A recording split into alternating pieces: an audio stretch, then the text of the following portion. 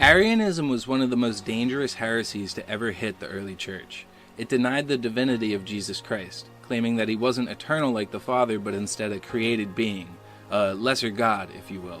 This wasn't just some fringe belief. It actually spread so far and so fast that at one point, nearly half the bishops in the church were influenced by it. Can you imagine that? Bishops, the very leaders of the church who were supposed to safeguard the faith, falling into this error. Now let's step back for a second and think about why this happened.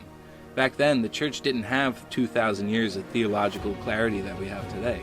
There was no finalized Bible, no catechism, and no fully articulated doctrines like we now take for granted.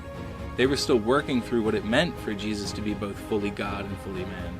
And when Arius, a charismatic priest, started teaching that Jesus wasn't equal to the Father, his ideas sounded logical to a lot of people. After all, how could God be both Father and Son and still be one God?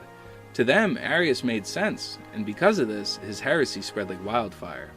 But here's the amazing part. Even with the church seemingly divided, with bishops and emperors falling into this heresy, the truth prevailed. Saints like Athanasius stood up, often alone, defending the faith at great personal cost. He was exiled 5 times for refusing to compromise on the truth that Jesus is consubstantial with the Father, meaning of the same essence, fully God.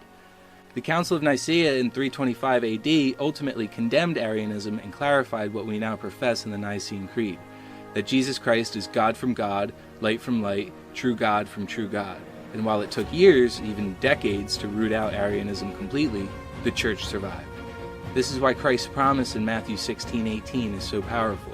He said the gates of hell would not prevail against his church, and he meant it. Despite the chaos, confusion, and even failures of church leaders, the Holy Spirit ensured that the truth was preserved. It's also a reminder for us today. If the church could survive something as massive as Arianism, where half the leadership was compromised, then we can trust that the church will survive any crisis we face now. It's a testament to the guidance of the Holy Spirit and the truth of Christ's promise.